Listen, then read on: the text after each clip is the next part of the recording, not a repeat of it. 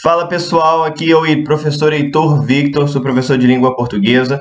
Vamos tratar hoje de literatura e de poesia, para ser mais específico. Vamos falar de dois movimentos poéticos da segunda metade do século XIX que foram quase que onipresentes no Brasil, principalmente quando a gente está falando do parnasianismo, que vai se caracterizar como a visão que as pessoas têm de poema até hoje, praticamente. E vamos falar também do simbolismo, um movimento que teve pouca ressonância no Brasil, mas foi muito marcante na sua origem lá na França, tendo poetas renomados como Mallarmé, como Baudelaire e companhia. Mas vamos tratar um pouquinho desses movimentos aqui no Brasil. Vem comigo! Bom, acerca do parnasianismo temos a seguinte informação inicial. A busca pela formalidade da linguagem e a rigidez das formas foram as principais características do período. Assim, o movimento ficou conhecido por buscar a arte pela arte, com inspiração nos ideais poéticos clássicos. Devemos nos fixar, portanto, em duas marcas aqui. É a sua necessidade de uma estrutura formal, então a gente está falando de poetas que vão buscar o formalismo, e a sua inspiração no mundo clássico, porque esses dois elementos compõem o que virá a ser o movimento parnasiano. O parnasianismo tem o seu nome originário do Monte Parnasso, na Grécia. Por sua inspiração clássica evidente, eles evocam esse nome. O Monte Parnasso é o monte onde vivem as musas, né, as padroeiras da arte. Então você tem aqui uma evocação direta, a beleza estética do mundo clássico e a inspiração das musas na hora de compor o texto.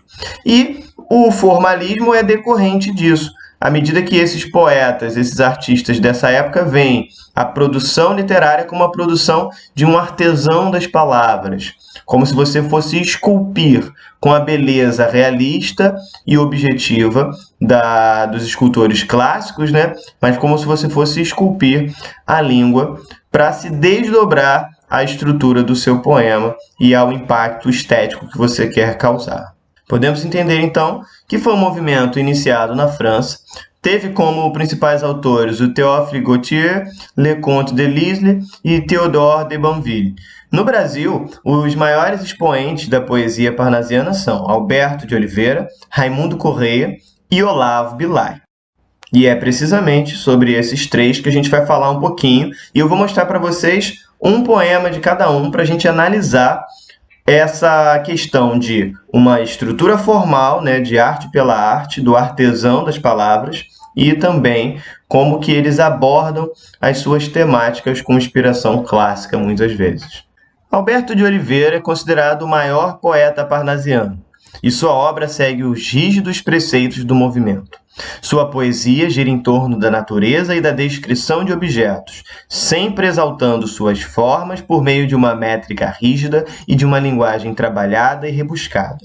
A gente entende métrica rígida não que há certa rigidez na estrutura do poema, mas sim porque ele mantém a estrutura métrica de maneira definitiva, ele não modifica. Não é como no romantismo, cujos poemas muitas vezes quebravam a estrutura métrica. Aqui o barato é você conseguir dar suavidade e lirismo dentro de uma estrutura consolidada. Alberto de Oliveira, portanto, é o grande nome porque ele é o paradigma, ele segue o modelo de maneira decisiva e é o que vai ser copiado por outros poetas de seu tempo. Um bom exemplo de poema desse nosso poeta, do Alberto de Oliveira, é o poema Vaso Grego, em que deixa clara todas as características de que citamos ali, que são marcantes nesse movimento parnasiano. Então vamos lá. Vaso Grego. Esta de áureos relevos trabalhada, de divas mãos, brilhante capa, um dia, já de aos deuses servir como cansada, vinda do Olimpo a um novo deus servia. Era o poeta de Teos que a suspendia. Então, e ora repleta, ora esvazada, a taça amiga aos dedos suas tinia, todas de roxas pétalas calmada. Depois, mas o lavor da taça admira.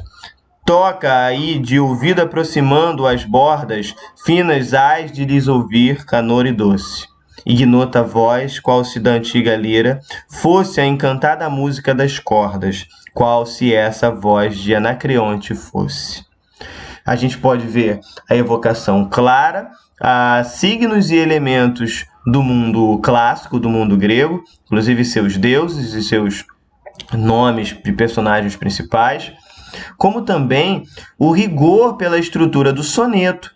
Temos então aqui um soneto decassílabo e uma rima bem trabalhada, né? Uma busca por rimas mais elaboradas e ricas.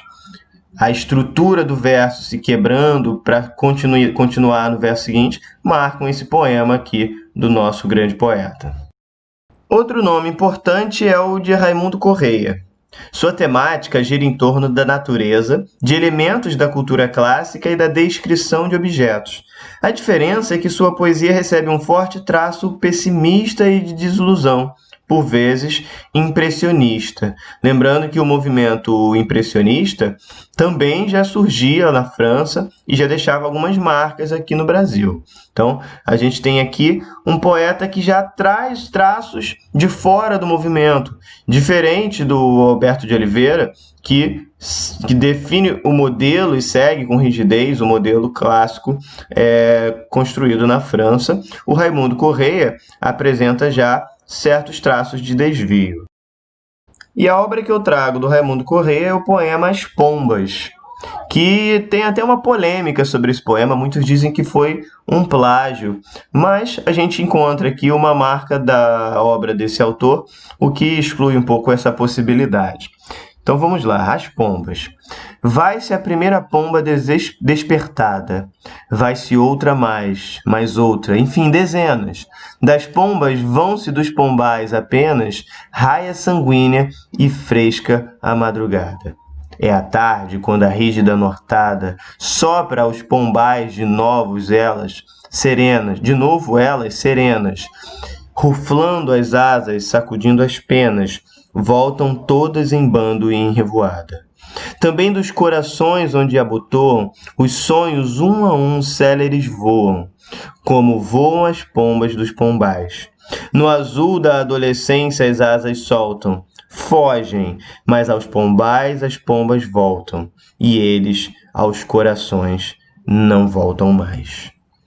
A gente vê então aqui um poema de severa beleza, é um soneto, como no poema anterior, e traz a descrição das pombas e depois uma comparação com o sentimento, e que termina com uma certa desilusão acerca desse mesmo sentimento, características aí do nosso poeta.